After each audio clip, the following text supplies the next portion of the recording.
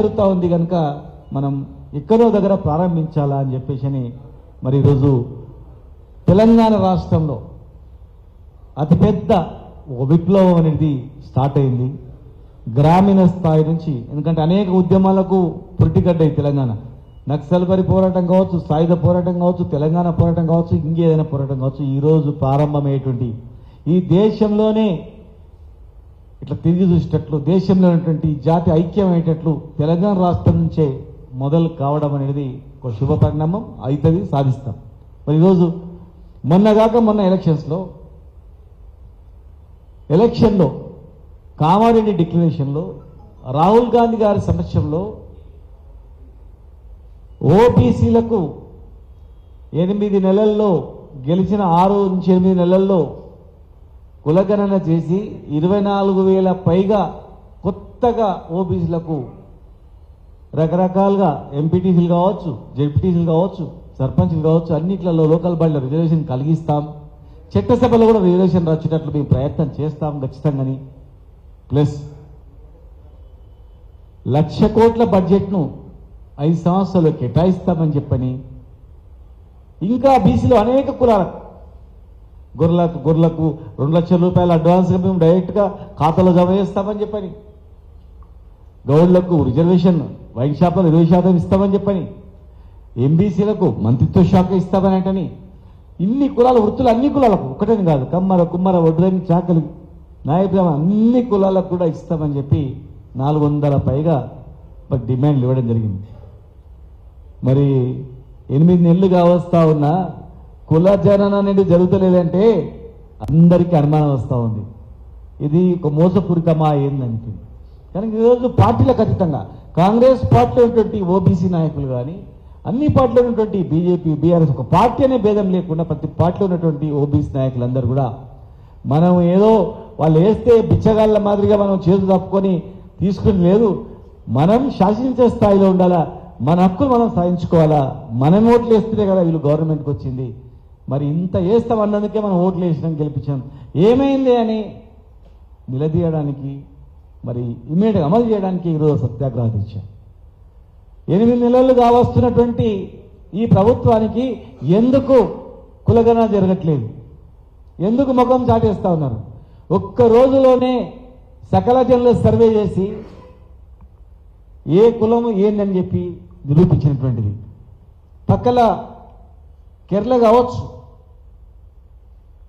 కర్ణాటకలో కావచ్చు, ఆంధ్రప్రదేశ్లో కావచ్చు, బీహార్లో కావచ్చు, దాదాపు దీనికన్నా రెట్టింపు జనాభా ఉన్నటువంటి 10 కోట్లు 12 కోట్లు జనాభా ఉన్నటువంటి రాష్ట్రాల్లో కూడా నెల రోజులలో కులగణన చేసి మరి రిజర్వేషన్ అమలు చేయడానికి సిద్ధం చేసిన సందర్భంలో ఇక్కడ మరి ఎందుకు కులగణన జరగట్లేదు?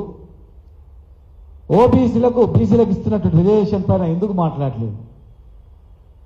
మాకు అనుమానం కలుగుతూ ఉంది, కులగణన జరగకుండానే మళ్ళీ పాత పద్ధతి చేస్తారేమని.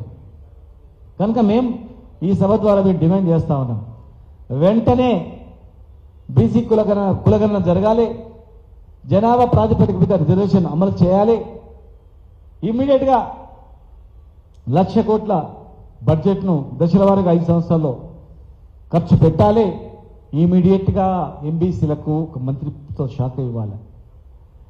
ఇలా దాదాపు 9 మంది మంత్రులు ఉండాలి బీసీలు. మమ్మల్ని అడగవచ్చు, మీ ప్రభుత్వం అప్పుడు కూడా మేము అడిగినాం, అప్పుడు కూడా కొన్ని సాధించినాం. మరి మేము అనుకున్నవన్నీ ఇవ్వనందుకే మీకు అధికారంలో ఇచ్చాం, మేము అనుకున్నవన్నీ చేయనందుకే మీరు ఇంకా ఎక్కువ చేస్తామన్నందుకు మీకు అధికారంలోకి ఇచ్చాం. మీకు అధికారంలోకి ఇచ్చినప్పుడు మీరు చేస్తే జనాభా ప్రాతిపదిక మీద అందరికీ న్యాయం చేస్తే ఖచ్చితంగా మీ వెంట ప్రజలు ఉంటారు. కానీ మోసం చేస్తే ఈ జాతి ఊరుకోదు, ఖచ్చితంగా కొట్లాడుతుంది, తెగిస్తుంది. తెలంగాణ ఉద్యమ తరహాలో ఈ ఉద్యమం అనేది పుట్టుకొస్తుంది, ఈ ఉద్యమం అనేది నడుస్తుంది, దేశానికి ఆదర్శం అవుతుంది. ఈరోజు భారతీయ జనతా పార్టీ కూడా డిమాండ్ చేస్తూ ఉన్నాం, ఒక మంత్రిత్వ శాఖ ఇవ్వండి. ఈరోజు ఓబీసీ ముఖ్యం మన ప్రధానమంత్రిగా ఉన్నారు, 10 సంవత్సరాలు అయిపోయింది. మీరు ఓబీసీ మంత్రిత్వ శాఖ ఇస్తే మీ పేరు చిరస్థాయి మిగులుతుంది, ప్రధానమంత్రిగా చిరస్థాయి మిగులుతుందేమో, కానీ 80 కోట్ల జనాభా నిన్ను ప్రధానమంత్రి కావాలని ఎన్ని కుట్రలు పనినా నిన్ను చేసింది మూడోసారి కూడా. మరి ఈరోజు మంత్రిత్వ శాఖ ఇచ్చి బడ్జెట్లో నిధులు కేటాయించి న్యాయం జరుగుతూనే ఈ జాతి మిమ్మల్ని గుర్తుపెట్టుకుంటుంది. కనుక ఇమ్మీడియట్గా కేంద్రంలో కూడా మంత్రిత్వ శాఖ ఇవ్వాలి, బడ్జెట్లో కేటాయించాలి. ఈరోజు అన్నిట్లో ఉద్యోగం, ఉపాధి అన్ని రంగాల్లో కూడా రిజర్వేషన్ కల్పించాలి. ఇమీడియట్గా కులగణన పైన ఒక డిసిషన్ తీసుకోకపోతే మాత్రం, కులగణన పైన ఒక డిసిషన్ తీసుకోకుండా కాలయాపన చేస్తే మాత్రం ఖచ్చితంగా ఈరోజు రాష్ట్ర స్థాయిలో సత్యాగ్రహ దీక్షలని, రేపు మీటింగ్ తర్వాత జిల్లా స్థాయిలో కూడా కార్యక్రమాలు నిర్వహించి గ్రామీణ స్థాయి నుంచి తాలూకా కాన్స్టిట్యున్సీ స్థాయి నుంచి జిల్లా స్థాయి నుంచి రాష్ట్ర స్థాయి వరకు మరి ఓబీసీల పైన నిర్మాణం జరిపి ఇది దేశవ్యాప్తంగా కూడా రాజ్యాంగ సవరణ చేసేంత వరకు, ఒకనాడు ఇదే ఆంధ్రప్రదేశ్ గవర్నమెంట్ ఉన్నప్పుడు ములికి అమలు చేయాలన్నప్పుడు రాజ్యాంగ సవరణ చేసి సుప్రీంకోర్టు ఇచ్చిన తీర్పుకు అమలు చేయకుండా రాజ్యాంగ సవరణ చేసి కూడా చేయడం జరిగింది.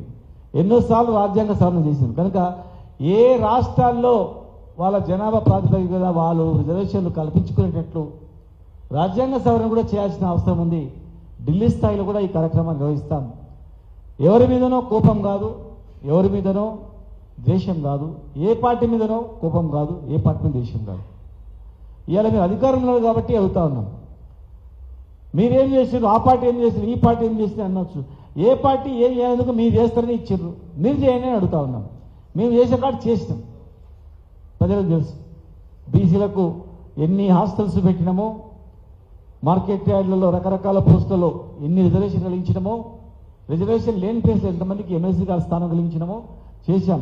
మాకన్నా మీరు ఎక్కువ చేస్తామన్నందుకు మీకు అధికారం ఇచ్చిండ్రు, గుర్తుపెట్టుకొని దాన్ని అమలు చేయాలని చెప్పి ఖచ్చితంగా అన్ని పార్టీల నాయకులు, ఈరోజు అన్ని సంఘాలు, ప్రొఫెసర్లు కావచ్చు, అడ్వకేట్లు కావచ్చు, కాంగ్రెస్ ఎమ్మెల్సీలు కావచ్చు, కాంగ్రెస్లో ఎమ్మెల్యేలు కావచ్చు, బీఆర్ఎస్లో ఉన్నటువంటి ఎమ్మెల్యేలు కావచ్చు, బీజేపీలో ఉన్నటువంటి ఎమ్మెల్సీలు కావచ్చు, ఈ పార్టీ ఆ పార్టీ అనకుండా అన్ని పార్టీలో ఉన్నటువంటి ఓబీసీ నాయకులందరూ కూడా ఈరోజు ఇది అవసరం, ఖచ్చితంగా అమలు చేయాలా అనే ఒక ఏకాభిప్రాయంతో అందరూ ముందున్నారు. కనుక వీళ్ళని విడదీంచి పాలించకుండా దయచేసి సమస్య పైన దృష్టి పెట్టి మోసం చేయకుండా, ప్రజలను మోసం చేయకుండా, ఈ వర్గాలను మోసం చేయకుండా మీరు వెంటనే 7th లోపల మీరు కమిటీ వేయకపోతే, 7th లోపల ఓబీసీలు కులగణన గురించి మీరు జీవో విడుదల చేయకుండా కార్యాచరణ మీరు ప్రకటించకపోతే ఆ సత్యాగ్రహ దీక్ష రోజు తదుపరి కార్యక్రమాన్ని కూడా మా నాయకులు,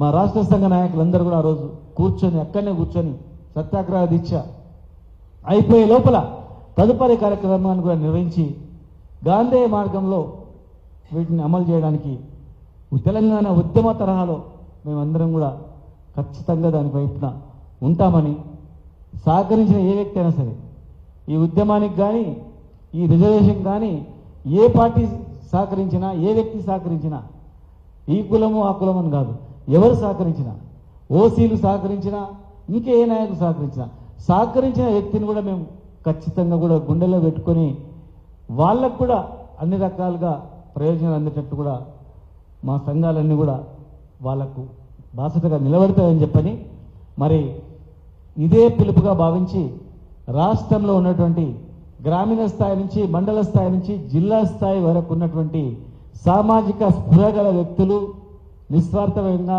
ఆలోచించే వ్యక్తులందరూ కూడా ఖచ్చితంగా మరి దీన్ని అమలు చేసేటట్లు సత్యాగ్రహ దీక్ష సక్సెస్ అయ్యేటట్లు ముఖ్యులందరూ కూడా మరి ఇందిరా పార్క్ దగ్గరికి వచ్చి అటెండ్ అయ్యి నెక్స్ట్ కార్యక్రమం జిల్లా స్థాయిలో, మండల స్థాయిలో, గ్రామీణ స్థాయిలో జరగబోయేటువంటి ఇంకా 3 అంచెల కార్యక్రమాన్ని కూడా తేదీల వారీగా ప్రకటిస్తాం. దాన్ని కూడా ప్రతి ఒక్కరు శ్రమ వెచ్చించి